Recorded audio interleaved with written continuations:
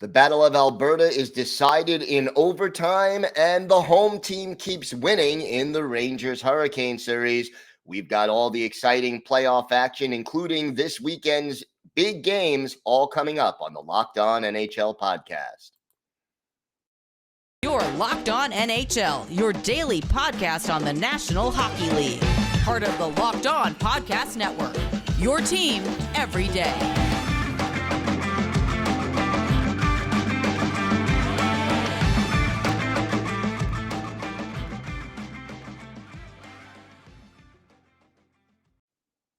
All right. Happy Friday, everybody, and welcome to the Friday edition of the Locked On NHL podcast. I am Gil Martin. Pleasure to be joined, as I am every Friday, by Rachel Donner. Rachel, happy Friday to you. Happy Friday. Man, I know we keep saying this every week during the playoffs, but I get on the show when we record Friday morning, and I am just like completely exhausted from the hockey from the night before. Such good games, though, on both counts. Absolutely. Fantastic hockey, and we're going to get to all of that in just a minute. But first, we want to thank you for making Locked On NHL your first listen every day. We are free and available on all platforms. And yes, that does include YouTube. So you can check us out there and subscribe to get all the latest podcasts as soon as they are released. 2 games last night, and I tell you, they were both such quality hockey games. It was great to watch. And I got to give a lot of credit. Well, let's start with the Carolina Rangers series. Boy, did the Hurricanes shut down a very fast, very skilled Rangers attack. Yeah, you mentioned the home ice advantage in this series, and it is definitely coming to fruition because after games 3 and 4, I really felt the Rangers were playing much better hockey overall. They were kind of at the peak of their game and weren't just depending on Shesterkin to carry them through. They had a more complete game, but sure enough, game 5, Carolina turns it around, and I think just really managed to shut down the Rangers in return. And I think it was just a good, complete game for Carolina overall. I think especially it was good for them to get a power play goal, which they had been struggling on a little bit. So, hats off to Carolina on that game in Game 5. Yeah, I mean, they held the Rangers to just 17 shots on goal. Artemi Panarin, no shots. Chris None. Kreider, no shots.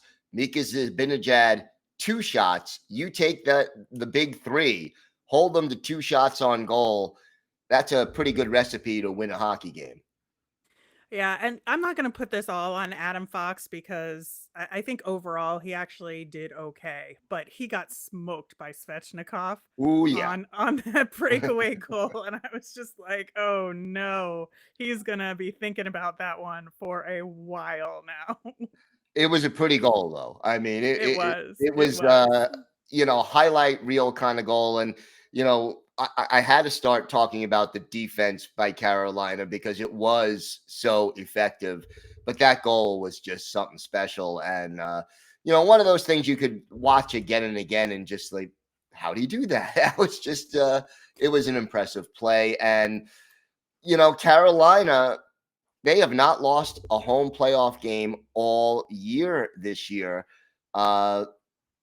It's going to be tough for the Rangers to beat them in this series based on the fact that, Carolina has home ice. Yeah, I think that for me, I really thought Carolina was the much stronger team and that the Rangers just weren't going to be able to carry themselves through this series to get it to 7 games. But I don't know. I mean, the way it's been going with the home ice advantage, I would not be shocked if the Rangers won game 6 and took it to game 7. But you're right. I think Carolina is just on a mission this year in a way that it feels different. And maybe I said this last time around for them, but at the same time, I feel like they've sort of been the bridesmaid in the East for a while now, and especially with Tampa winning the last 2 cups.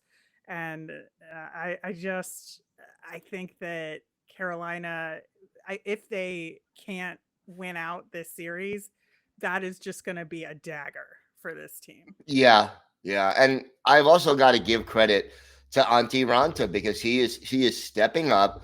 Not expected to be the starting goalie, and here he is getting the job done. So far through 1 2/3 rounds of the playoffs, and the team doesn't seem to be missing a beat because he's in goal. Yeah, and I do want to point out from game 5, he only faced 17 shots, which is great defensively for the Canes overall. But when you don't face that much action in a playoff game to still be solid in net, I think that's an important thing for Ranta as well.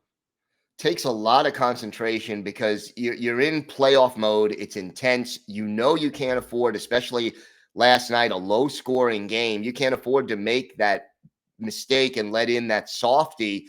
And yet you got to stay sharp while the puck is down the other end of the ice 75% of the time. So it's a different skill set.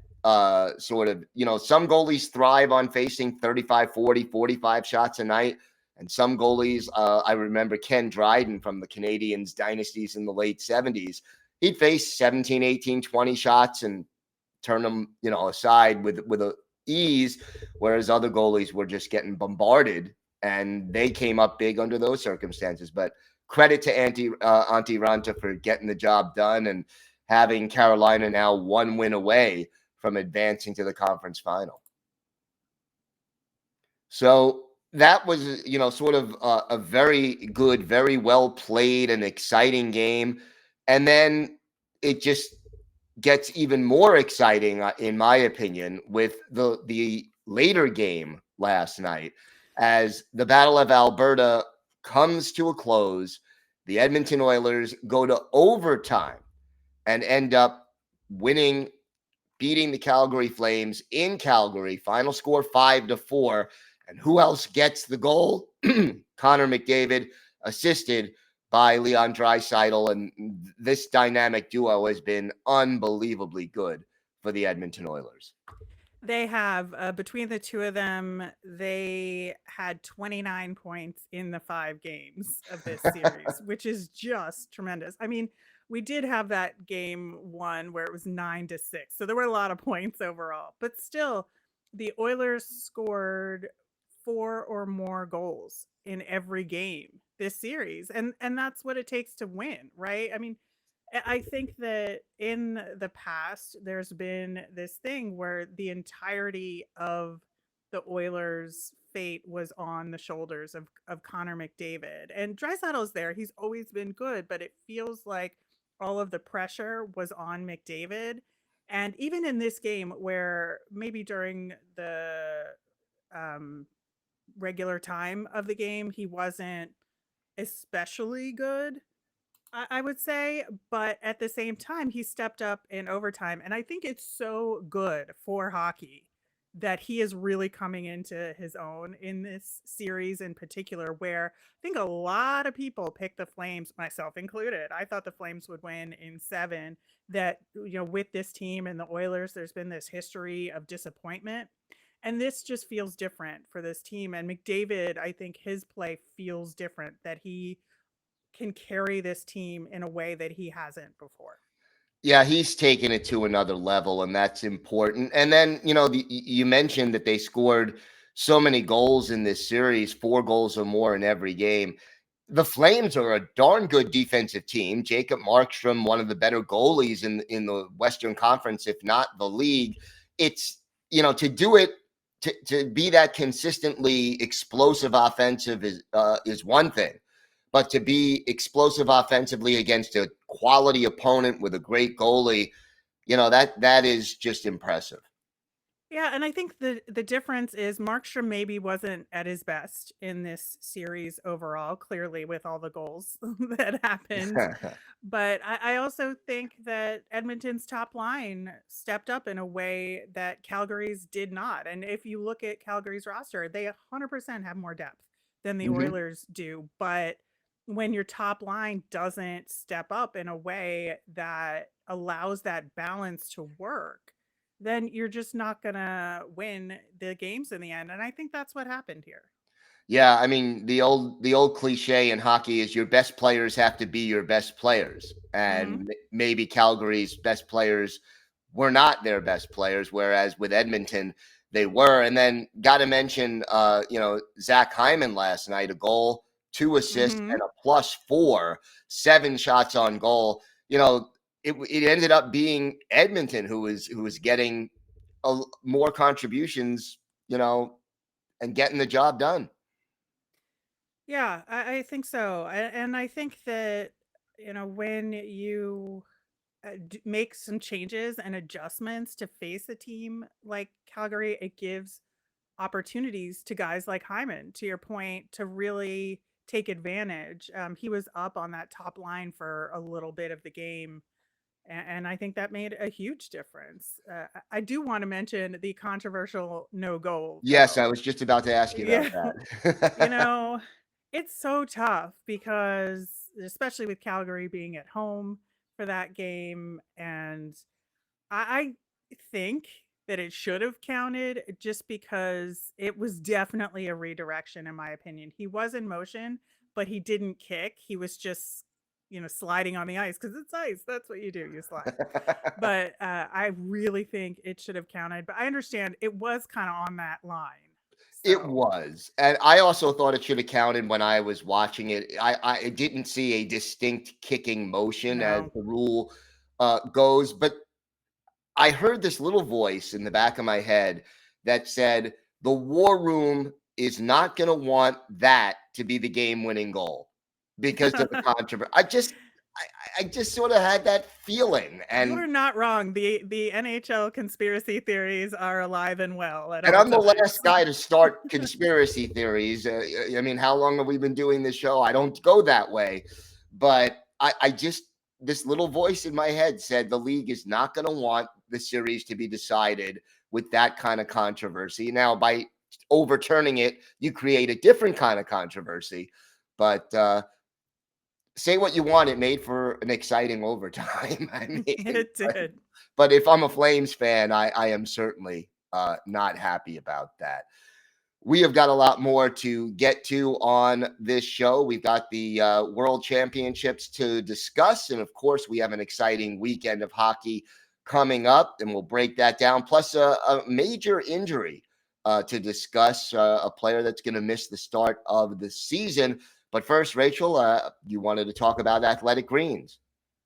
Yeah, I started using athletic greens recently because I wanted better health, more energy, and optimized immune system. And I'm not really a pill or vitamin person. I wanted something that also really tasted great. And with one scoop of athletic greens, you're absorbing 75 high quality vitamins and minerals, whole food source superfoods, probiotics, and adaptogens to help you start your day right. This special blend of ingredients supports your gut health, your nervous system, your immune system, your energy. You get better recovery, focus, and helps with aging, which I could use, honestly. It gives you all of those things. And it costs you less than $3 a day. You're investing in your health, and it's cheaper than a daily cold brew habit. And it's lifestyle friendly, whether you eat keto or paleo, you're vegan, you eat dairy free or gluten free. Athletic greens contain less than a gram of sugar. They've got no GMOs, no nasty chemicals or artificial anything, but it still tastes phenomenal. Athletic Greens supports better sleep quality and recovery. It supports mental clarity and alertness. Right now, it's time to reclaim your health and arm your immune system with convenient daily nutrition. It's just one scoop in a cup of water every day. That's it. No need for a million different pills and supplements to look out for your health.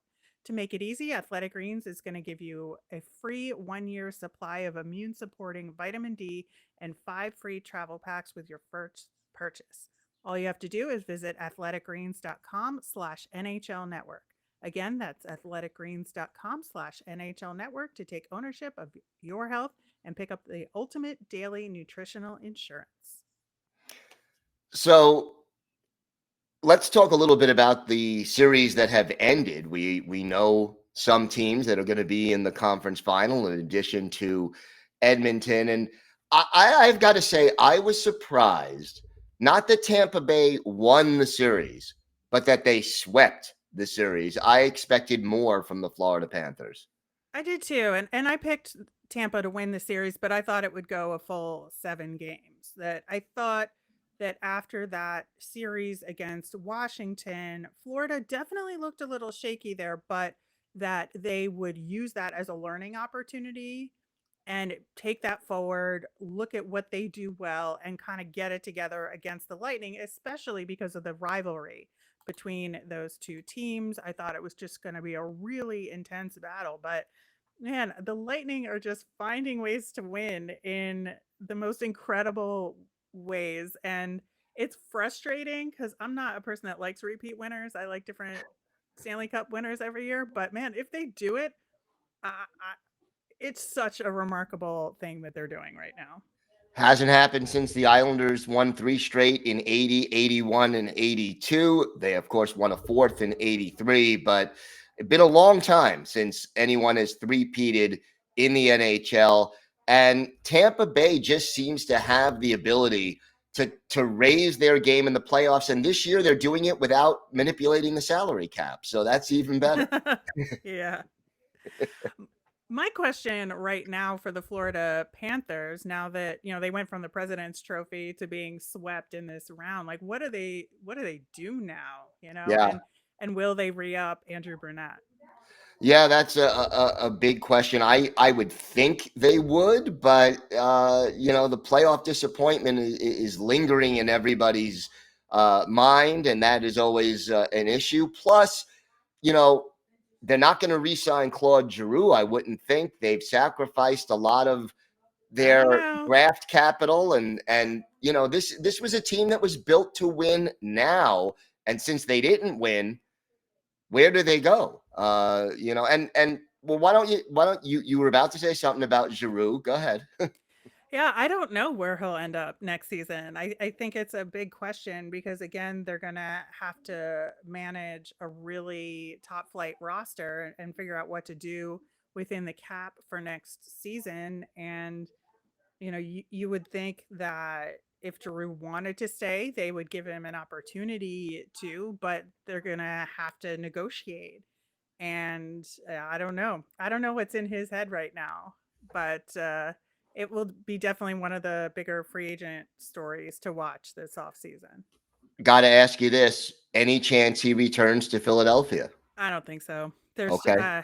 1% if that. I think that at the time when he did get traded, the emotions are still there, and you want to think maybe he'll come back. But the Flyers are in no way, shape, or form close to winning a championship right now, and won't be for a couple of years. And there's just no good incentive, honestly, for him to come back. I think that makes sense. And look, he is going to be one of the bigger free agent names out there this summer, and it'll certainly be something that everybody will be keeping their eyes on. And the Florida Panthers, like we said, they're kind of at a crossroads. And if you're the Panthers, do you double down and try to say, hey, we have another year of this window, or do you start to think about rebuilding this team? I mean, I think you double down personally, just because this was the kind of playoff experience they needed in order to maybe take that next step next season. I don't know if they have more than one season left in them that they can figure out a way to win, but I do think that there's a lot they can take away from what they accomplished this year and bring that forward. Yeah, I agree with that. I would also say that they need to try to double down and squeeze one more season out of the core of this group. But very disappointing end to what was a very good regular season for the Florida Panthers, and now they are going home. We mentioned earlier a major injury, and the Washington Capitals have announced that Tom Wilson had to undergo knee surgery to repair a torn ACL. He is expected to miss between 6 and 8 months. So we're talking about November, December, maybe even into January as far as Wilson's return. How does this affect the Caps? I mean, it's huge, especially because they have been, well, it feels like they've been in the dying years of this core for several years now, and they've been finding ways to make the playoffs and continue winning. But Tom Wilson has been a huge part of that. And for me, it's one of those things where if he's out for the first couple of months of the season, is that going to make a difference in terms of points gained early in the season to rack it up so that they're under less pressure the later they go in the season in terms of maintaining a playoff spot.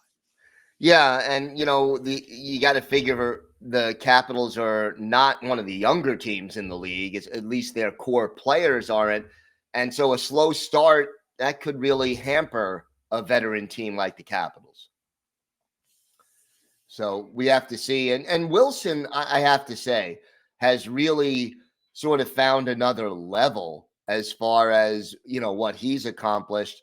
He started off with a reputation as a very physical player who sometimes crossed that line according to opponents. But, if he was on your team, you loved him. But now he's become a quality goal scorer in addition to the physicality he adds. Yeah, I almost would want to see him on another team that maybe got a mix of some more younger players that are higher quality and see what he could do. Yeah, that would be an interesting thing to see. And, maybe we will see it at some point, but right now we know we're not going to see him until November at the earliest, and maybe even until January. So a blow there for the Washington Capitals. We are going to preview the World Championships plus discuss this weekend's games. But first, want to talk to you about our partners at BetOnline. BetOnline continues to be the number one source for all your betting needs and sports info. Find all the latest odds, news, and sports developments, including this year's basketball playoffs, the Stanley Cup playoffs, Major League Baseball scores, fights, and even next season's NFL futures. BetOnline is your continued source for all your sports wagering information, from live betting to playoffs, esports, and more. Head to the website today or use your mobile device to learn more about the trends and action. BetOnline, where the game starts. So let's talk a little bit about the World Championships. We're up to the semifinals this weekend, and both the United States and Canada are still alive. The USA will face Finland on Saturday, and then Canada will face the Czech Republic 4 hours later. Your thoughts about this series so far and where the United States and Canada stand at this point? Yeah, it's been a lot of fun. And, we've had some later arrivals as teams have been eliminated from the NHL playoffs. Jeremy Swayman has been playing really well in net for Team USA. He was part of a shutout over Switzerland in the quarterfinals. So that's always good to see. And then, you have some guys that are depth players in the NHL have heroic moments in these kind of tournaments, which I love. So Drake Batherson got a power play goal to give Canada a victory in overtime, which is, it's so fun for guys like that, right? It is. And then you got, like, for example, Matthew Barzal scored the tying goal late in the game and set up Batherson's winning goal. So for Islander fans, hey, we got something at least to be happy about and to point to. And, for fans of teams that are eliminated, some of their best players are over there in the World Championships. It does give you a little something to root for and to think about. Of course, you also have to hope no injuries. That's always sort of the flip side of these things. You don't want to see that. But any thoughts as to your pick for who's going to win the tournament? I don't know. My gut honestly says the final will be Finland, Canada, but stranger things have happened. Fair enough. I'm going with Canada to go all the way, but this is going to be an exciting semifinal, and it's been nice to see this tournament play out. And Finland has, home ice advantage, so They do. They do have that. We have some interesting games coming up this weekend, and it's amazing how the schedule is sort of thinning out now. Tonight, Game 6, the Colorado Avalanche and the St. Louis Blues. Game 6 in St. Louis, and boy, the Blues came up big to keep that series alive, winning Game 5. Yeah, at no point in Game 5 did I think St. Louis was going to win that game until it actually happened. It was just an incredible effort by the Blues to come back in that one. And, especially when McKinnon gets the hat trick and you just feel like it's predestined, that's what's going to happen. And suddenly the Blues have won a game. And we go back to St. Louis. And you have to wonder, did that, knock Colorado down a peg? Is their confidence waning a little bit? And can the Blues take advantage of it? Yeah, that's the key. And, you always think when you're the team that does not have home ice advantage, they're back home for Game 6. The crowd is going to be pumped after Game 5. You always sort of figure if we hold serve at home, Game 7, anything can happen. And that's, I think, the way the Blues have to be thinking. Obviously, they miss Binnington, but they are getting the job done, and they played a very inspired Game 5 to come back and win. And I didn't think they were going to do it either, but they are hanging around, and maybe win, lose, or draw, I think the St. Louis Blues are earning respect around the league for the way they're handling this series. Absolutely. 100% agree. And I am very excited to see how this Game 6 goes.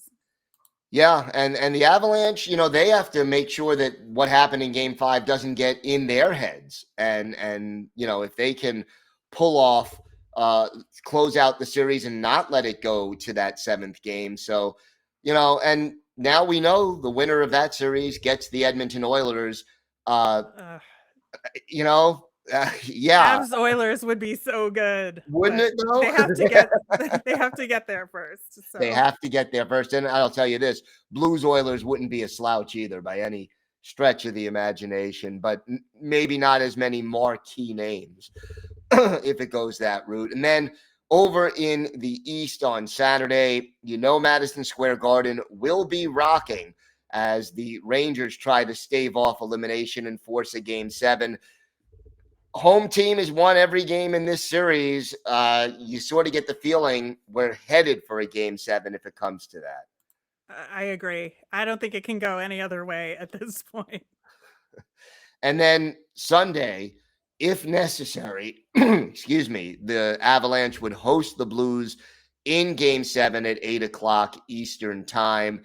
Game 7s are so much fun. I mean, just if it comes to that, it would just be something special. And then, again, if the Rangers manage to hold on, Monday would be Game 7 between the Rangers and the Hurricanes. But I'll tell you, here we are closing out round 2, and it has been some incredible hockey so far.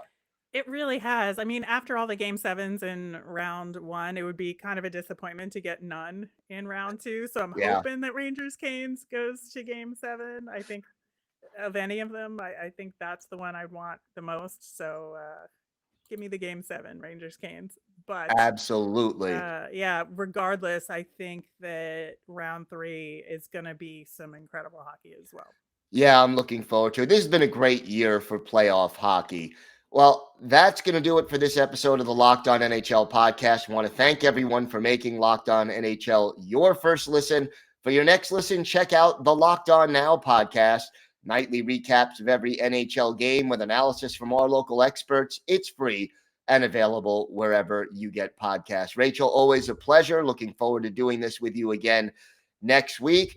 Have a great weekend, everybody. Stay safe, and thanks for listening to the Locked On NHL podcast.